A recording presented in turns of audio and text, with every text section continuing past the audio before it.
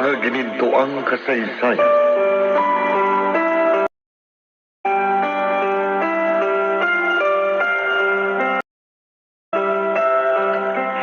Sino ang taong gustong pumatay sa iyo, Amado? Si Drigo, ang bagong kinakasama ni Odessa. Ha? Siya nakita kong bumaril sa akin. Kahit madilim. Pero naaninag ko ang kanyang mukha. At sigurado akong siyang gustong pumatay sa akin. Ang hayop na yon? Carmelita, Alexandra, kailangang maiparating kagad natin ito sa mga kinauukulan. At dapat makasuhan ng Digong yon. Dapat makulong ang kriminal na yon. Tutulungan ko kayo. Sasamahan ko kayo sa presinto para magsampa ng kaso. Hindi kaya tayo mapahamak. Opisyal ng pulis ang hayop na yun baka balikban tayo nun. Kaya nga, kailangan kumilos na tayo kagad para hindi na siya makagawa pa ng anumang hakbang laban sa inyo. Vincent, Joanna, Nico, dito lang muna kayo. Bantayan niyo si Amado. Pupunta ka agad kami ngayon sa presinto.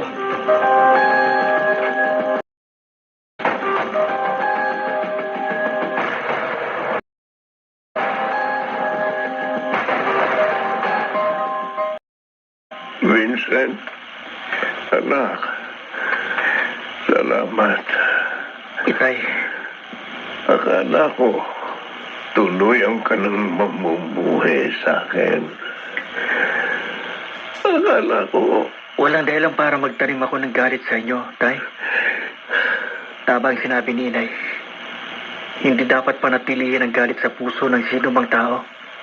Lalo na't kung mahalaga siya sa'yo. mahalaga ako sa iyo, anak. Mahal ka namin. At lalong mahal na mahal ka ni Inay. Alam niyo ba, Tay, kahit gaano kabigat ang nagawa niyong kasalanan sa kanya, hindi siya nagtanim ng galit sa inyo. Nagtampo siya, oo. Pero para sa kanya, ikaw ang lalaking kanyang pinakasalan. Ang unang minahal. Ganyan kayo kahalaga sa kanya, Tay. Napakalaki ng kasalanan ko sa inyo. Kung may babalik ko lang ang lahat. Alam niyo, siguro sa lang natin pag-usapan ng lahat ng ito kapag magaling na kayo. Baka kasi makasama sa inyo kapag nagsalita kayo ng nagsalita. Anak, Pag okay na kayo, pag-usapan natin lahat ang dapat na pag-usapan. salamat. Sina Joanna nga pala at si Nico. Lumabas ho. Bumili ng makakain. Kanina pa nga ako eh. Mabuti pa, sundan ko na sila. Gugutom na rin ako eh. Sige, sundan mo na sila para makakain ka na.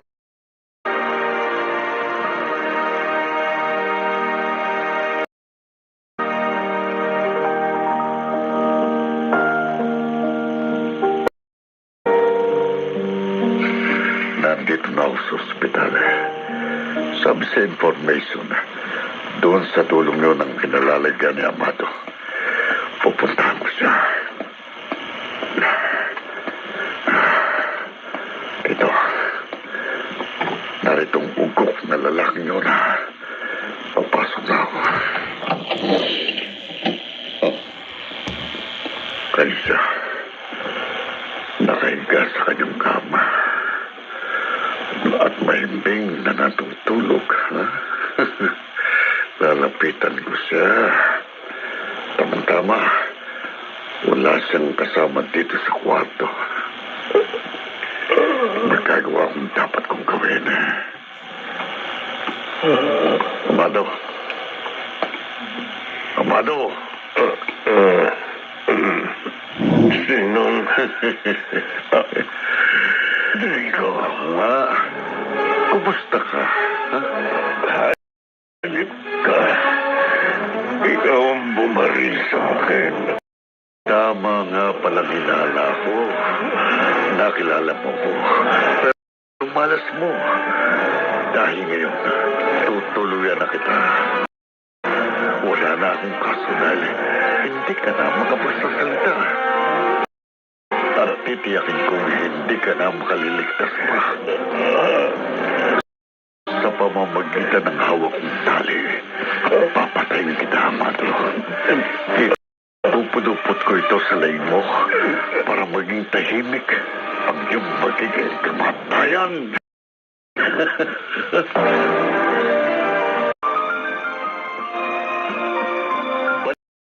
Mga ginintuang kasaysayan.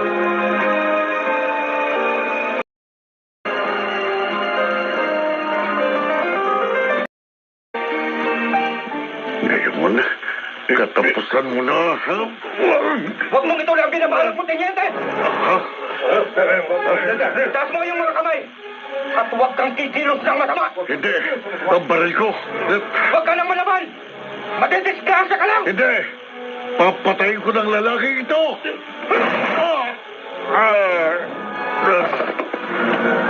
Tay! Tay! Vincent, anak. Ligtas na ho kayo, Tay. Buti na lang. Nakilala ko. Nakita ko siya pumasok ng ospital. Kaya agad akong tumawag ng pulis para saklolohan kayo. Salamat, anak ko, sa pag-iigtas sa buhay ko. Salamat. Mabuti na lang pala, kuya. Sinundan niyo kami. Dahil kung hindi, baka dalawa kayo ni Itay na napahamak. Napakasama pala talaga ng Drago na yun. Kaya dapat lang na nangyari yun sa kanya. Oo nga. Ano, kumusta na si Amado? Ha? Kumusta ng anak ko? Ligtas na ho siya, Lola. Ay, naku, salamat sa Diyos. Nico, kumusta kayo mga anak? Ayos lang ho kami, Nay. Oo nga, Aling Carmelita. Wala ho kayong dapat na ipag-alala. Tama. Dahil wala na rin si Rico. Wala na ang taong 2 beses na nagtangka sa buhay ni Amado. Mabuti nga sa Drago na yun. Masama siyang tao. Dapat lang na mawala na siya. Si Odessa, Inay Isidra? siguradong may kinalaman ng babaeng yun. Oh, Magkasabot sila ng Drago na yun eh. Pupunta ko siya. Kailangan magbayad din siya sa nangyari sa aking anak.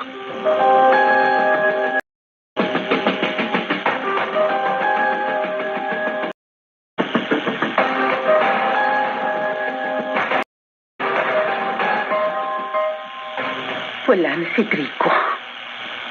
Napatay siya ng kasamahan niyang pulis dahil sa muling pagtatangka sa buhay ni Amado.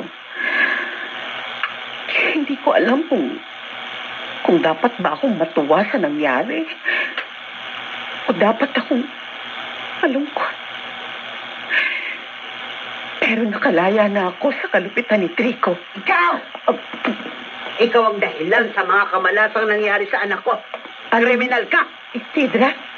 Akalain mo, nakakapaglakad ka ba dito sa kalye na parang wala kang ginawang masama? Muntik nyo nang mapatay si Amado. Magkasabot kayo ni Diego. Teka. Wala akong kinalaman sa nangyari kay Amado. Ano wala? Huwag ka lang magsinungaling. Pinagkaisahan niyo ang anak ko. Kaya dapat ka makulong. Malinis ang konsensya ko. At handa akong humarap sa anumang investigasyon. Hindi ko alam ang ginawa ni Rico. Iyak ka pa. Bakit umiiyak ka? Hindi ko lang lubos maisip na naaabot sa ganito ang lahat. Na ako ang magiging dahilan para manganib ang buhay ni Amado. At mamatay si Rico. Ang sabihin mo talagang masama kang tao. Baka akala mo. Nakalimutan ko na minsan mo na rin pinag-isipan ng masama si Vincent. Gusto mo siyang mamatay, di ba? Nabulagan lang ako noon. Dahil sa sobrang awa ko kay Amado nang minsan siya pagtangkaan ni Vincent. Pero ang totoo, matapos ng lahat, nakonsensya din ako. O ikaw? Ano? Sinabi mo? May konsensya ka? Di nga. Aling Isidra, alam ko may kasalanan din ako. Oh, arte. Pero hindi ang ibinibintang nyo. handa ako makipag-usap sa pamilya ni Amado. At humingi ng tawad. Gusto ko na rin magkaroon ng katahimikan ng buhay ko. Oo. Ayoko na ng magulong buhay.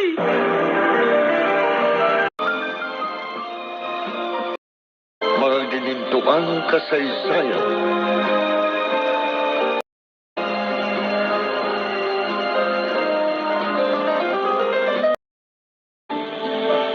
Baka naman nagsasabi ng totoo si Odessa. Naku, sa ugali ng babaeng yan, imposible. Aling Isidra, ang tao, gaano man kasama, dumadating ang puntong magbabago din siya. Lalo na kung nagigising na siya sa kanyang mga pagkakamali. Ha? Kailangan lang nating aminin sa ating mga sarili na may kasalanan din tayo. Ika nga sabi ng Diyos, lahat ay nagkasala at walang nakaaabot sa kanyang pamantayan. Fredo?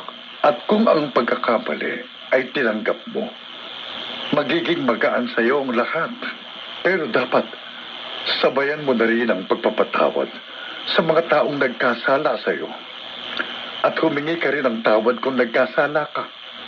Kapag nagawa mo ng lahat ng iyon, Aling Isidra, sigurado, magiging magaan na ang buhay mo. At marami na ang magmamahal sa iyo. Talaga? Oho. Oho, Aling Isidra. Sa tingin mo, ako kaya, may chance pa ako magbago? Maging tahimik kaya ang buhay ko at mahalin ng mga tao? Sigurado yun. Basta bukal sa loob mo ang pagbabago. Gawin niyo yun ang seryoso at walang halong pagkukunwari kahit kaunti.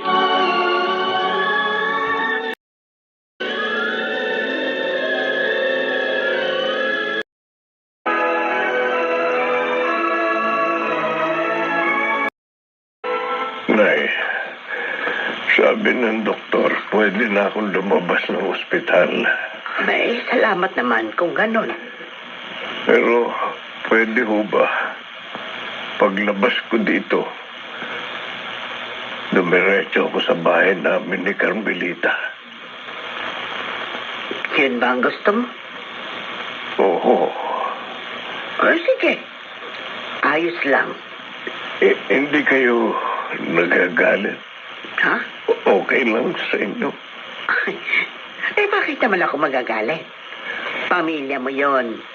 Kaya dapat lang natuon ka muna umuwi. Nay. Anak, pasensya ka na, ha? Kung masyado akong nakialam sa buhay mo. Sa buhay niyo ng pamilya mo. Ako ang naging dahilan. Kaya naging magulong pagsasama niyo. Patawarin mo ako. Inay.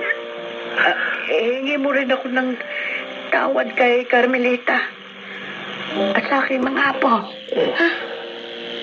Hayaan mo. Ipinapangako ko. Hindi na ako manghihimasok pa sa buhay ninyo. Hindi na ako manggugulo. At sisikapin ko na maging mabuting nanay sa iyo at lola sa aking mga apo. At siyempre, biyanan kay Carmelita.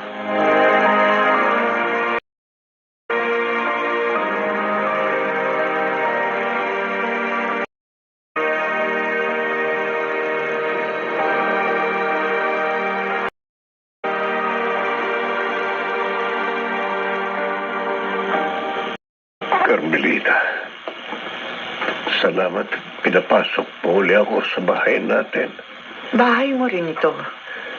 Kaya may karapatan ka pa rin. Salamat. Kaya tagal kong naging bulag sa mga kabutihan mo. Naghanap ako ng kalinga ng iba samantalang napakaswerte ko pala sa iyo. Oh, Amado.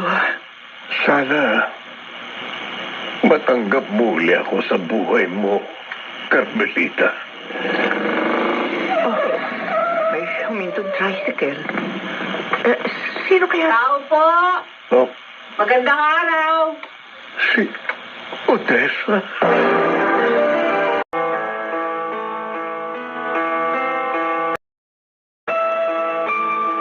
Ano ang sadya ni Odessa sa pamilya ni Amado at Carmelita?